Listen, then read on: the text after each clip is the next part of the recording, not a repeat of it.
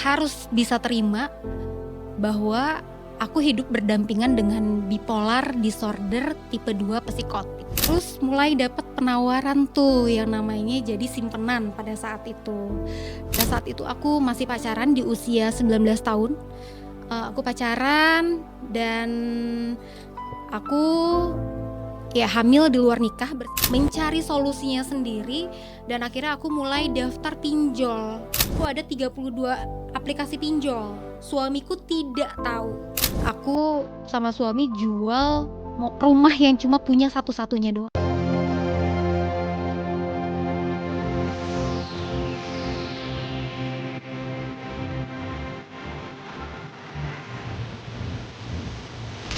Selamat datang ke GPS Media. Hari ini kita lagi duduk sama Regina.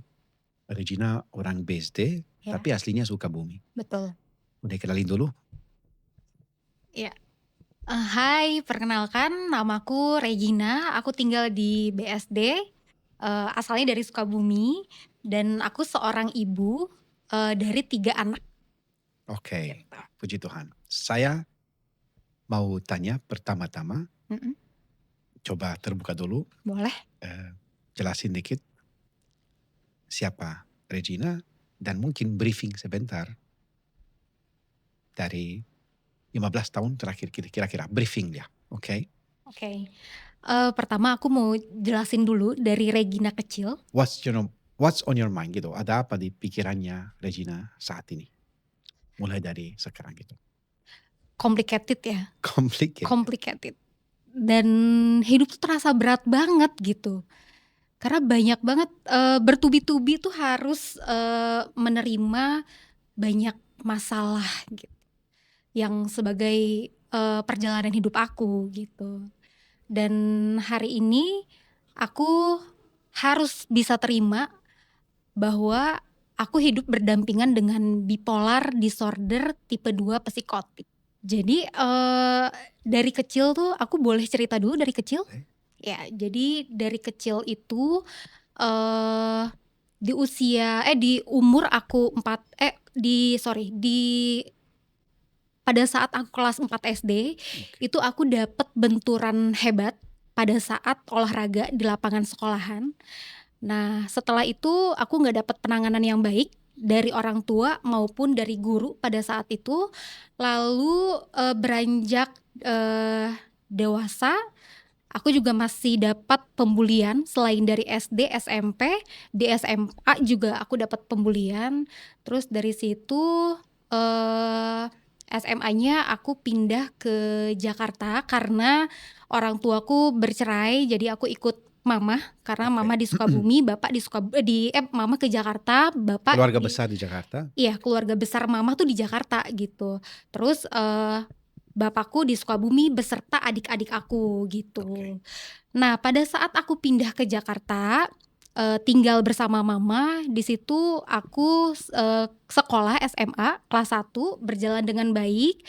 Lalu pada saat kelas 2 SMA-nya aku dapat DO karena aku harus bertarung dengan kerasnya Jakarta gitu ya. Aku sambil sekolah SMA juga aku harus bekerja gitu.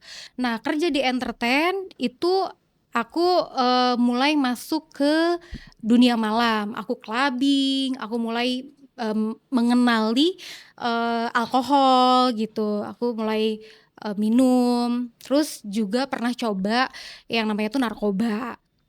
Umur Gitu. berapa ya kalau saya tanya? Masih kecil? Iya, masih kecil, kayak sekitar 17 tahunan. Terus mulai dapat penawaran tuh yang namanya jadi simpenan pada saat itu. Gitu. Aku dikasih tawaran jadi simpenan suami orang yang dimana aku bakal dapat apartemen, aku akan dapat uang bulanan, juga dikasih mobil pada saat itu. Tapi aku nggak ambil gitu. Aku nggak ambil itu karena aku takut. Walaupun aku tinggal di Jakarta, bapak di Sukabumi, aku takut gitu karena bapakku tuh keras banget karena dia kan didikan militer ya. Jadi lumayan keras lah ke anak-anaknya yang masih Disiplin. Iya, disiplin banget walaupun anak-anaknya tuh perempuan gitu. Aku ikut sama mama di Jakarta Selatan, which is mama ini juga tinggalnya numpang sama kakaknya. Jadi kita nih numpang nih antara aku, mama di tempat kakaknya mama gitu di Jakarta Selatan. Dan di sana aku juga dapet perlakuan pelecehan pada saat kita tidur nih.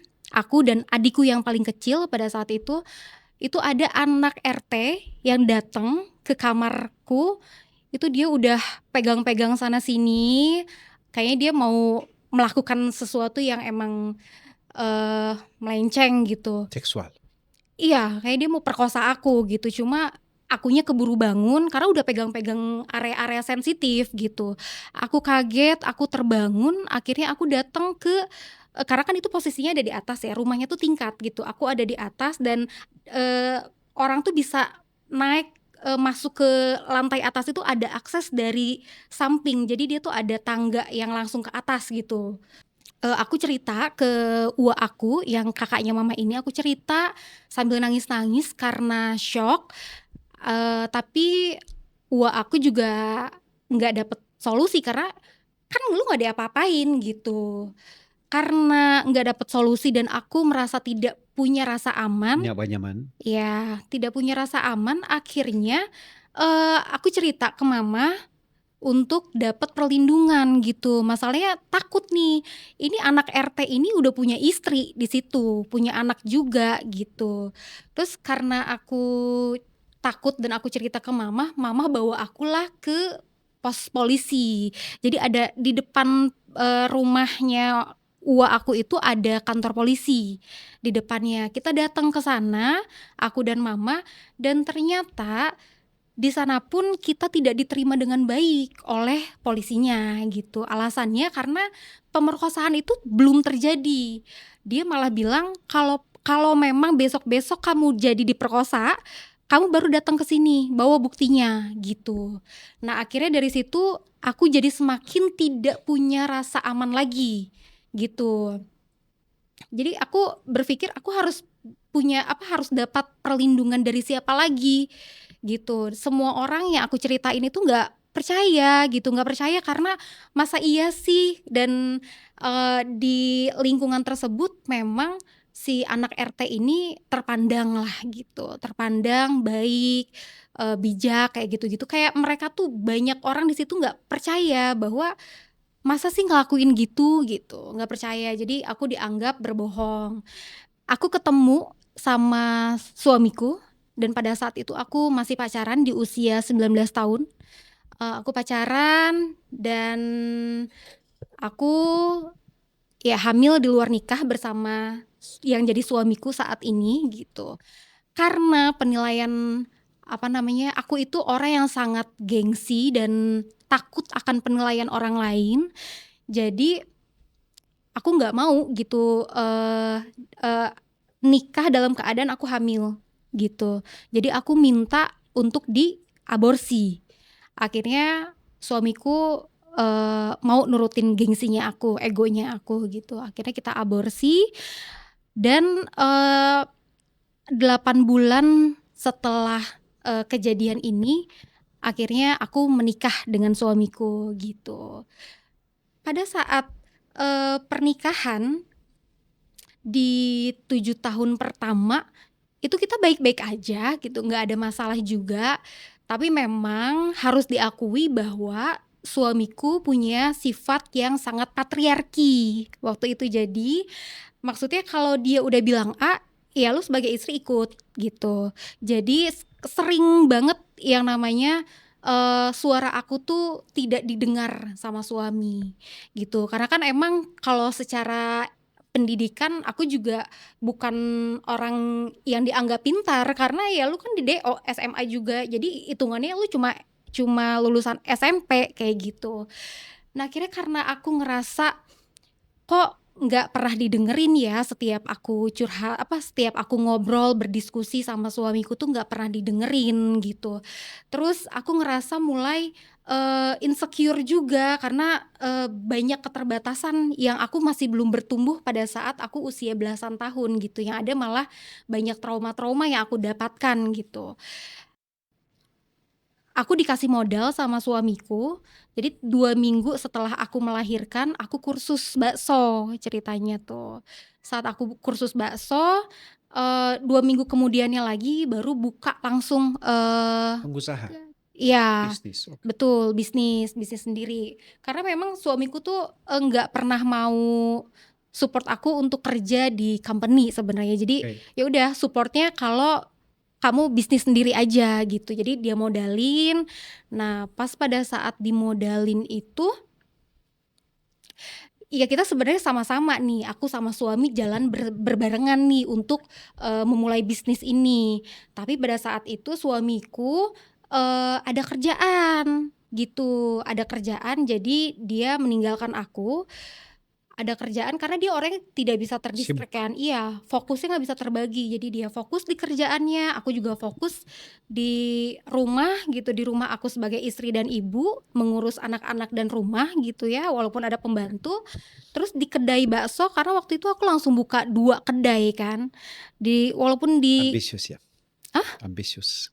Iya, ambisius, totalitas gitu ya. Terus aku buka 2 kedai bakso di sana walaupun ada karyawan, tapi antara di rumah dan di kedai itu aku, apa namanya, dituntut untuk selalu hadir gitu. Untuk apa ya, kalau bakal jadi bener kalau misalkan akunya hadir di situ, gitu. Mulai banyak yang namanya, masalah-masalah timbul nih. Jadi pada saat aku kehilangan, perhatian dari suami gitu ya. Jadi aku harus menjalani bisnis yang otodidak, semuanya harus aku jalanin sendiri gitu ya. Aku nggak ngerti konsepnya seperti apa, pemasarannya seperti apa, sistemnya seperti apa, aku nggak ngerti. Jadi cuma jualan, bikin, dijualin, ya udah aku dapat untung diambil gitu. Tapi selama apa namanya, selama, perjalanannya aku berbisnis itu juga tidak dapat keuntungan sih, tidak dapat keuntungan gitu. Jadi, antara aku dan suami ini udah mulai agak renggang nih, gitu. Udah mulai agak renggang, komunikasinya juga sudah tidak baik. Lancar. Iya, aku dan suamiku tuh, tidak dua arah, tidak mutual. Diskusinya, komunikasinya gitu, sangat buruk.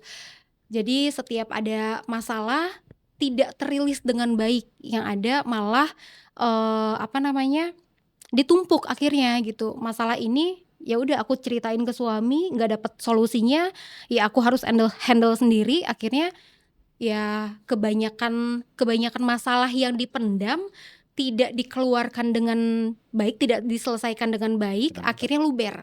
Beberapa tahun ke belakang kemarin, itu dari gejala psikosomatis, panic attack, depresi berat, anxiety, overthinking, itu semuanya aku rasain gitu. Dan pada saat yang bersamaan juga, aku tuh bukan lari ke psikolog untuk mencari bantuan. Tapi fokus ke agama. Jadi yang aku dalemin, yang aku fokusin itu ya prinsip agama gitu. Aku ikhtiar di situ Senin sampai Jumat itu aku belajar, masjid to masjid, belajar segala macem. Tapi juga aku nggak dapet apa namanya, solusi. Aspirasinya, solusinya gitu. Iya, nggak dapet solusi gitu. Karena mostly yang disampaikan oleh pemuka agama juga bukan tentang yang berkaitan dengan psikolog kan, maksudnya psikologi gitu. Mostly menurut aku itu konotasinya tuh negatif gitu. Misalnya kayak apa, ya yang dibahas selalu tentang halal haram, terus tentang ya lu harus berbuat baik, kalau tidak ya lu dosa, lu masuk neraka, kayak gitu-gitu. Jadi yang dibahas selalu itu. Tambah parah anxiety, Iya, paniknya. betul, poligami yang dibahas tuh. Terus, azab kubur, hal-hal yang aduh ini nggak relate dengan kondisi mental aku saat itu gitu. Akhirnya aku jadi trauma gitu. Jadi, kalau di flashback ke aku masih kecil kan emang trauma sudah ada gitu. Dan jadi makin parah itu ketika ya sudah dewasa gitu, sudah dewasa. Puncaknya ya pas aku lagi, getol banget nih belajar agama kayak gitu. Terus sama keluarga juga jadi terutama sama suami juga komunikasinya tidak baik, hubungannya tidak baik gitu. Terus, akunya sendiri juga lagi down kayak gitu. Dan ternyata di tahun 2000, 2019 awal, Sebelum Covid ya? iya betul, Sejak pas waktu sebelum Covid. heeh. Di tahun 2019 awal itu aku izin sama suamiku. Aku bilang, "Wah kayaknya aku udah nggak bisa lagi nih," maksudnya aku ada keinginan untuk bertumbuh gitu. Karena selama ini aku ngerasa stuck banget gitu, hidupnya tidak bertumbuh gitu, apalagi di pendidikan. Karena sebelumnya aku di DO kan waktu SMA, jadi kan emang lulusannya kan cuma SMP doang gitu. Akhirnya aku memutuskan untuk paket C, dan suamiku tuh ya udah support aja gitu. Akhirnya aku mengambil paket C. Di 2019 awal aku ambil paket C, akhir 2019 aku masuk kuliah waktu itu.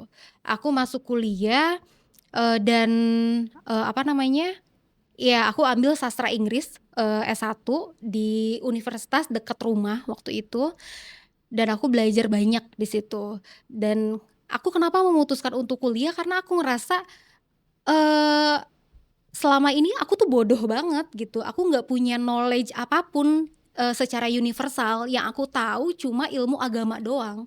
Karena dari kecil sampai besar itu yang aku pupuk, yang aku pahami ya cuma ilmu agama aja. Karena penerimaan aku bahwa aku ini adalah orang bodoh, maka aku memutuskan untuk kuliah pada saat itu. Dan, aku juga sebenarnya kenapa aku kuliah, karena aku ngerasa, sebelumnya kan aku ngerasa bahwa aku ini, tidak berharga, tidak didengarkan oleh suamiku gitu, karena lu nggak sekolah tinggi gitu. Nah aku Kurang validasinya. ya, aku akhirnya memutuskan untuk kuliah pada saat karena kan aku, ngambil sastra Inggris tapi jurusannya lebih, spesialisasinya lebih ke linguistik, jadi kebahasaan. Nah, jadi setiap aku habis belajar tentang linguistik ini, aku selalu diskusi sama suami, ada yang kurang baik gitu, pemahaman, maksudnya kita lagi ngobrol tapi nggak nyambung, sedangkan apa yang aku dapetin dari dosenku nggak gitu, aku bisa kritisi itu. Nah, akhirnya suamiku mulai bisa menerima dengan perubahan aku gitu ya, setiap ngobrol kok, gue diinterupsi terus gitu, kok gue dikritisi terus kayak gitu. Akhirnya dia bisa menerima bahwa, oh iya istri gue sekarang udah mulai, bertumbuh kayak Naik gitu, level. naik level. Nah, di 2021 aku, eee, ngerasa ada yang nggak beres kan di dalam diri aku nih, gitu, nggak beres gitu. Akhirnya aku datang ke psikolog dan mengikuti berbagai prosedur. Ternyata 7 bulan aku, apa namanya, konsultasi psikolog itu baru dapat diagnosis bahwa aku ini adalah, bipolar disorder tipe 2 psikotik gitu. Nah, dari sini pun belum selesai nih aku sama suami, hubungannya masih belum oke-oke aja gitu. Pada saat sudah keluar diagnosis itu, aku sampaikan ke suamiku bahwa aku ini ternyata ada bipolar loh gitu. Suamiku tuh masih maksudnya orang itu kan untuk memahami mental health itu kan masih belum banyak gitu ya, dan masih awam banget. Jadi suamiku tuh masih tipe yang awam dengan mental health itu apa gitu, nggak ada knowledge tentang itu. Akhirnya dia denial gitu pada saat aku apa namanya, menyampaikan diagnosisku, suamiku tidak support aku gitu. Terus dari hubunganku dengan suami yang terakumulasi gitu ya, eee, aku banyak kekecewaan yang aku yang aku pendam, tidak aku sampaikan, dan akhirnya aku merasa aku ini tidak berharga di depan suamiku gitu. Nah, saat aku merasa tidak berharga di depan suamiku, aku kurang tervalidasi.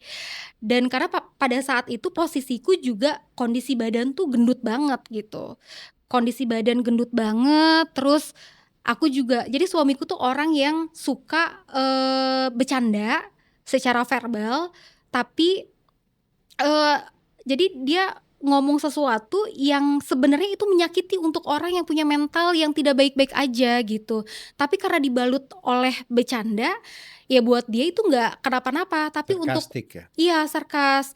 Jadi untuk aku yang mentalnya sedang tidak baik-baik aja, Nimpak dibecandain serius. begitu iya, sakit gitu. Misalkan kayak, "Ih, Bunda gendut banget sih," gitu.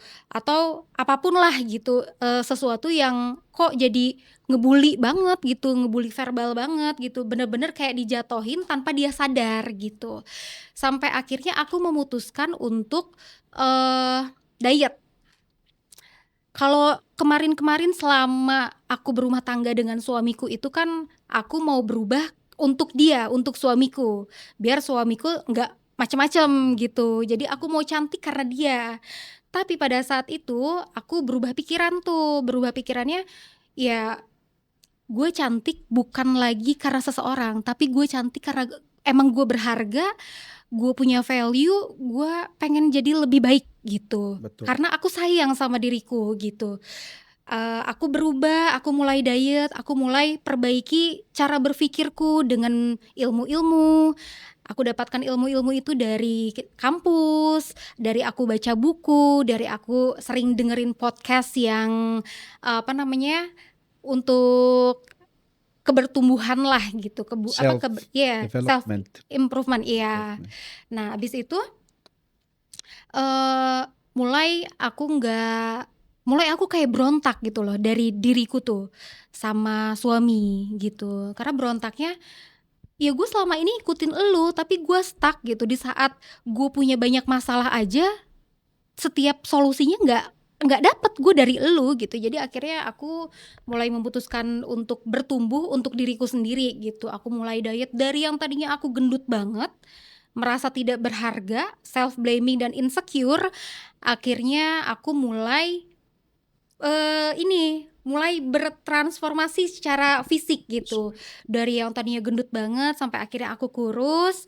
Dan ternyata dari perubahan itu karena diriku sendiri, bukan karena suami, aku mendapatkan banyak validasi dari banyak orang, khususnya laki-laki. Jadi setiap aku mengikuti banyak komunitas A, B, C, itu ada aja laki-laki yang nyangkut gitu loh. Maksudnya kayak, lihat aku dipuji cantik, dia nunjukin bahwa gue suka sama lo, naksir kayak gitu-gitu. Dan aku di situ merasa senang karena oh ternyata gue saat tidak dihargai oleh suami gue masih berharga, masih banyak gue dipuji orang loh gitu. Aku dapat validasi dari banyak laki-laki selain pasanganku sendiri gitu ya, karena aku nggak dapet itu. Puncaknya di tahun 2024 aku masuk ke dalam komunitas. Komunitas itu komunitas di mana kita sering diskusi tentang politik, agama, dan filsafat gitu. Nah, puncaknya di situ aku ditaksir sama laki-laki dan dia sangat ambisius banget gitu untuk dapetin aku gitu. Dan sampai akhirnya mereka teleponan, mereka komunikasian antara laki-laki ini dan suamiku. Dan si laki-laki ini tuh minta izin untuk nikahin aku karena dia sudah mengkalkulasi bahwa dari perjalanan hidup aku berumah tangga sama suamiku ini orang yang kewalahan katanya. Kewalahan ngadepin aku gitu karena bipolarnya itu gitu. Nah, dari situ suamiku mulai berubah gitu karena suamiku tidak mau menceraikan aku, dan memang selama rumah tangga juga aku tidak pernah cheating dari suamiku gitu. Nah, pas di akhir 2024 itu aku balik lagi nih ke yang laki-laki yang dia minta nikahin aku ke suamiku. Akhirnya suamiku tidak mau menceraikan aku, apapun alasannya, dan dia akhirnya datang ke kamar karena posisinya aku lagi di kamar nih. Lagi di kamar, dia datang dari lantai bawah ke atas bawa baskom berisi air. Gitu. Untuk apa? Untuk basuh kaki aku. Jadi dia basuhin kaki aku sambil nangis. Dia bilang, "Bunda, papa minta maaf karena Bunda kacau hari ini, Bunda ada bipolar hari ini, itu karena kesalahan papa," kata dia gitu. Karena kesalahan papa. Papa sayang banget sama Bunda, papa cinta banget sama Bunda, papa nggak mau kita selesai gitu. Karena aku melihat kenapa maksudnya aku tidak jadi bercerai sama suamiku karena ya emang kita punya anak banyak gitu. Kita punya 3 anak. Terus aku juga berdiskusi dengan suamiku bahwa dia dia tidak pernah ngapa-ngapain. Maksudnya selama berumah tangga dia Effortless-nya nggak ada dari sisi dia sendiri gitu. Nggak ada effortless-nya atau seperti apa? dia Nggak pernah nggak apa-apain maksudnya apa? dia nggak pernah KDRT, dia nggak pernah. Jadi orang baik. Iya, terus dalam keterbatasannya dia pun dia tidak pernah tidak menafkahi aku setiap bulannya. Jadi banyak alasan-alasan yang aku harus Positif. mentoleransi. Positif. Kenapa akhirnya aku oke, kita lanjut lagi ke depan, kita saling menerima, kita saling memaafkan yang sudah terjadi, biarlah terjadi gitu, karena mau diapain lagi, kita kan hidup untuk hari ini dan ke depan gitu. Jadi ya sudah, karena saling penerimaan dan keterbukaan komunikasi, dan kita juga punya punya semangat belajar yang tinggi, mau berubah juga, akhirnya ya sudah, satu-satu masalah yang beberapa tahun ke belakang itu diselesaikan gitu. Yang akhirnya kan itu jadi tertunda kan, karena tidak selesai dengan baik pada saat itu gitu. Betul. Akhirnya aku sama suami menyelesaikan itu. Yang tadinya aku punya komunikasi buruk dengan suami, sekarang sudah 2 arah diskusinya. Tapi ya memang jadinya pada saat kejadian akhir 2024 itu, suamiku sudah menerima aku bahwa hidup aku dengan bipolar gitu. Aku hidup berdampingan dengan Terima iya, hidup faktanya. Iya, faktanya seperti itu. Jadi dia sudah tidak denial lagi. Jadi dia sekarang support aku, bawa aku ke psikiater. Aku sudah minum obat. Jadi diagnosis bipolar disorder tipe 2 psikotik itu kan dari 2021. Tapi aku dapat support dan penerimaan dari suami itu di akhir 2024 gitu. Tapi ya sudah gitu, itu sudah terjadi, kita hidup untuk hari ini gitu. Jadi ya sekarang lumayan ambisi aku tuh karena kan efek dari banyak banyak masalah, dan itu menjadikan trauma dan akhirnya jadi sebuah diagnosis pada mentalku yaitu bipolar, kan itu banyak banget kerugiannya ya. Nah, boleh nggak aku flashback dulu ke belakang? Boleh. Silakan. Iya, Tell me jadi more. pada saat aku jualan bakso itu kan aku punya perhiasan. Yes. Aku punya perhiasan, emas perhiasan, aku punya berlian, dan aku punya logam mulia. Nah, suamiku tuh dia nggak mau nih ngedengerin aku dan kasih solusi. Dia maunya, ya udah deh, ini kan gue udah modalin elu nih, udah banyak abis keluar duit, gue udah nggak punya duit tabungan lagi. Udah deh, lu urusin sendiri gitu. Akhirnya mau nggak mau kan overhead dari bisnis kedai bakso ini, ya aku harus mengambil dari tabunganku gitu. Dan ini satu-satu kejual gitu, dan ini terjual. Abis itu akhirnya uang belanjaku juga mulai iya, karena terpakai untuk overhead bisnis gitu. Nah, ini juga aku sampaikan ke suami, aku minta tambahan, dia bilang nggak bisa. Ya sudah, akhirnya aku harus mencari solusinya sendiri, dan akhirnya aku mulai daftar pinjol. Jadi pada saat itu aku ngambil pinjol tuh satu-satu dulu sampai akhirnya aku ada 32 aplikasi pinjol. Suamiku tidak tahu. Jadi aku hidup dengan hutang, tutup hutang segala macem, dan akhirnya aku berhasil tutup aplikasi itu di 20 aplikasi aja. Jadi sisanya 12 aplikasi, totalnya 12 aplikasi itu sekitar 120 juta. Itu aku nggak bisa bayar karena aku ngerasa zolim aja gitu sama anak-anak aku, yang harusnya uang setiap bulan ini tuh aku bisa kasih mereka makanan yang baik, yang nutrisinya baik, tapi aku harus beliin mereka sesuatu yang kurang bagus buat kesehatan mereka gitu. Sedangkan ya usia mereka kan lagi bagus-bagus, lagi pertumbuhannya lagi baik nih, kalau nggak disupport dengan nutrisi kayaknya. Penting. Iya, kayaknya kasihan gitu ke depannya. Akhirnya aku mulai nggak bayar yang sisa 2 aplikasi itu, karena setiap bulannya aku harus tutupin untuk bunganya aja tuh 6 juta gitu. Untuk bunganya Barang aja tuh besar. 6 juta, iya besar banget. Terus akhirnya udah aku nggak bayar, dan mulai aku dapet teror. Itu kan juga trigger ya buat aku ya, akhirnya jadi kumat lagi bipolarnya gitu. Tapi lama-lama karena dihadapin aku jadi kuat sendiri gitu, itu tanpa suamiku tahu. Nah sampai akhirnya suamiku tahu itu pada saat ada aplikasi, satu aplikasi pinjol yang memang dia field kolektornya itu datang ke rumah gitu. Beberapa sudah ada yang ke rumah. Aku akhirnya cerita ke suami, aku bilang, aku minta maaf, aku bilang gitu, aku terima konsekuensinya dan aku bertanggung jawab atas itu, tapi untuk bayar hutangnya aku nggak bisa bayar gitu. Jadi aku hadepin aja, aku ambil pinjol beberapa, terus field collector kemungkinan akan datang ke rumah, ya sudah aku hadepin aja. Jadi maksudnya biar dia tuh nggak tahu apa, biar dia tuh tahu aku punya pinjol itu bukan dari orang lain, biar dia tidak shock gitu. Jadi aku kasih tahu duluan gitu. Awalnya dia kaget sih. Awalnya dia kaget banget, yang pasti mungkin dia kecewa gitu. Tapi ya sudahlah, aku nggak mau menyalahkan yang sudah terjadi gitu. Maksudnya kan gue ambil pinjol pun juga kan sebenarnya karena emang nggak ada solusi. Kan selama ini juga gue bergantung. Mepet lah.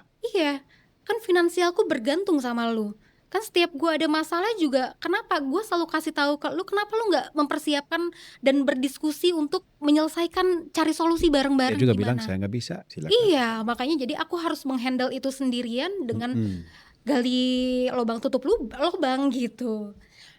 Dari situ akhirnya mulai tuh di 2024 suami sudah mulai mau menerima aku dengan bipolarku. Terus ya sampai sekarang sih dia udah mulai terbuka aja gitu, karena kan tadinya patriarki banget nih gitu, istri cuma boleh main sama si A B C doang gitu, banyak aturan-aturan yang harus dilakuin sama istri gitu. Tapi lama-lama sesuatu yang sudah tidak relevan tuh aku sampaikan ke dia gitu, kita diskusi dua arah. Ya sudah, akhirnya dia juga mau meninggalkan pikiran-pikiran yang menghambat aku untuk bertumbuh hari ini gitu. Akhirnya dia mulai support aku untuk aku bisa bekerja gitu. Gitu sih. Ini mungkin masalah dari dulu, masalah validasi Yes. tentang diri sendiri, Mm-mm. atau mungkin masalahnya dari dari orang yang seperti ibunya atau suaminya, atau gak hargai diri sendiri gitu, gak hargai Regina seperti Regina pengen gitu. Itu paling root cause-nya, problemnya itu, masalahnya itu, rootnya itu dari mana menurut Regina? Sebenarnya masalah paling utama itu ada di diriku sendiri sih. Karena kan aku menikah muda ya. Aku menikah muda di usia 20 tahun dengan ketidaksiapan mentalku dan ketidakrunutan aku berpikir, menganalisa sesuatu. Nah karena hal ini, jadi aku selalu berekspektasi dan menuntut orang lain gitu. Akhirnya aku banyak kecewa itu ya karena harapan yang aku kasih ke orang lain itu gitu. Dan pada saat dia memberikan kekecewaan ke aku, ya aku menganggap bahwa ya lu zolim, lu jahat gitu. Padahal kan sebenarnya kembali lagi ke diri kitanya gitu, karena aku yang terlalu banyak nuntut, aku yang terlalu banyak berekspektasi aja sih sebenarnya. Jadi masalah satu menurut Regina itu high expectation. Iya betul, gitu. Itu dari dulu gitu. Dari dulu. Jadi kalau misalkan aku sudah melakukan hal baik ke kamu, ya Harus aku ada kamu juga harus sesuatu timbal yang baliknya returnnya. sama dong gitu. Padahal kan itu hal yang nggak bisa aku kontrol Jadi gitu. transaksional. Ya transaksional. Oke, kalau hari masalahnya apa ya? Hari ini Masalahnya paling masalahnya besar. yang paling besar adalah ya aku hari ini hidup Dari dengan bipolar dong. Hidup dengan bipolar disorder tipe 2 psikotik yang itu tidak bisa hilang. Aku hidup maksudnya bipolar ini kan hidup di seseorang itu ya seumur hidupnya. Jadi tidak bisa sembuh dan hanya bisa dikontrol aja gitu, triggeringnya manage. apa gitu, cuma bisa dikontrol aja gitu. Dan lumayan bikin apa ya, mengganggu sih sebenarnya untuk kualitas hidup kita gitu hari ini. Karena kalau bipolar itu kan sebenarnya bukan kepribadian ganda ya, dia hanya mood swing aja. Jadi misalkan kita lagi ngobrol nih asik-asik, kita lagi ketawa-ketawa happy banget, tiba-tiba ada trigger aja, dan triggernya tuh kita nggak bisa, Berubah. iya berubah langsung, drop banget, dan itu aku bisa depresi berat langsung. Dari 2019 itu aku jual motor satu-satu, karena kita punya motor 3, aku jual satu-satu. Abis motor selesai, ternyata kita harus menjual mobil, karena pada saat itu kita punya 2 mobil, yang Pajero kita jual.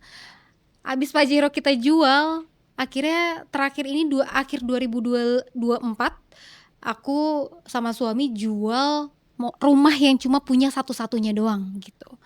Akhirnya kita jual. Kenapa Biar kita jual? lunasin masalah enggak. Awalnya salah satunya adalah untuk melunasi hutang-hutang pinjolku. Tapi pada saat aku telepon customer service pinjol-pinjol tersebut, itu mengatakan bahwa ya namaku sudah di blacklist, tidak bisa ditarik lagi walaupun ada limit gitu. Dan kalaupun punya ada hutangnya itu nggak bisa dibayar juga. Jadi emang udah dimatiin, totally udah nggak bisa diapa-apain juga. Gitu, udah nggak bisa dibayar apa segala macam gitu. Terus ya sudah, karena pinjol juga tidak tidak dapat solusi, ya udah sekarang nama aku jelek aja, udah blacklist di bank, masuk di BI, di bank, di iya. Kalau dulu kan BI ya, kalau sekarang kan Slik OJK OJK ya. Iya, gitu. Ya sudah, itu buat bertahan hidup sebenarnya, buat kita survive aja. Jadi saat ini aku tinggal di BSD tuh sewa gitu, dan itu baru jalan 2 tahun sewa ini tuh gitu. Jadi kalau sekarang tuh lebih ke ya sudah, permasalahannya kan di keuangan. Jadi udah nggak bisa lagi suamiku tuh melarang aku untuk tidak bekerja, karena udah kewalahan dari sumber income satu orang tuh udah kewalahan. Jadi aku harus support gitu. Terus karena kan suamiku juga di industri advertising ya, TV komersil, dan itu tuh lagi jelek banget juga sekarang kayak gitu. Jadi walaupun ada pekerjaan, sekarang dia dapat kerjaan, tapi pembayarannya bisa beberapa bulan kemudian gitu dibayar, dan itu pun juga udah jelek banget harganya gitu, nggak kayak dulu gitu, karena mungkin kompetitornya sudah banyak yang fresh graduate, yang masih muda-muda gitu. AI. Oh ya, sekarang lagi belajar AI juga dia gitu. Ya udah, mau nggak mau sekarang karena solusinya adalah harus punya uang, jadi aku juga mau ikut kerja gitu. Jadi hari ini aku dapat support lah dari suami untuk ya udah Cari berkembang peluang, bersama, cari ya cari betul. kesempatan Kalau apapun anaknya lah. udah umur berapa kalau boleh saya tanya? Anakku yang pertama itu nanti bulan Juli dia 17 tahun. Oh, udah besar. Iya, 17 tahun. Terus yang kedua bulan ini sih, tanggal 2 kemarin tuh dia 12 tahun. Terus anakku yang ketiga, dia perempuan, eh, Agustus nanti dia 10 tahun Oke, gitu. udah besar tiga-tiganya. Iya, gitu. Oke. Keuangannya itu. Iya. Jadi dari sini mungkin dari sisi kita, dari Mm-mm. tim GPS media, mungkin sangat kita bisa bantu. Hmm. Work, gampang. Kita mungkin bisa kerja. Cari kerja kalau Yes. kamu bisa. Mm-mm. Dan mungkin peluang, siapa tahu mungkin ada orang yang mungkin di luar yang mungkin bisa komen, ada peluang tentang skill-skill nanti kalau mungkin bisa jelasin ke kita Mm-mm. skillnya seperti apa. Habis itu support. Hmm. Itu objektif kita sebenarnya dari GPS dari Baik. saya. Mm-mm. Kita bukan subscriber, objektifnya kita nggak cari yang follower yang banyak, tapi lebih ke komunitasnya yang kuat. Kecil tapi kuat itu. Hmm. Itu nomor satu. Mm. Hope-nya itu harapannya kita harus cari sendiri. Harapannya apa? Saya hope-nya itu buat apa? Hmm. Surviving atau thriving? Hmm. Kita cuma mau survive aja atau kita mau berkembang? Mm-mm. Satu dengan cinta, satu dengan takutan. Hmm. Itu survival. Mm-mm.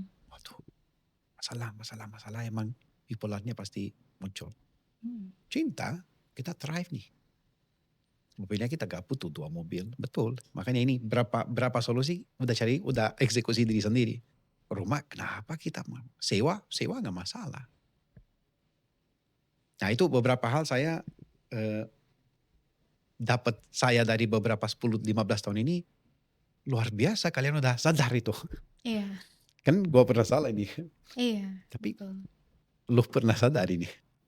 Dan saya juga mau bilang pada audiens kita Hmm. yang dengar, kalau dia bisa ada masukan, ada yang komen, ada yang mungkin kenal orang ini, siapa tahu bantu kita follow, subscribe, oke, selalu itu penting dan itu support itu nomor satu. Kalau buat hari ini saya mau bilang terima kasih banyak. Saya dapat banyak ini infonya luar biasa. Nanti saya biasanya offline saya proses ini. Otak saya kerja setelah kita tutup ini. Oke. Setelah itu kita lanjut offline dan kita lihat how we can grow together gitu. How we can support you. Oke? Hmm. Terima kasih banyak. Terima kasih Sama-sama. semuanya dan sampai ketemu minggu depan. Thank you so much. Welcome.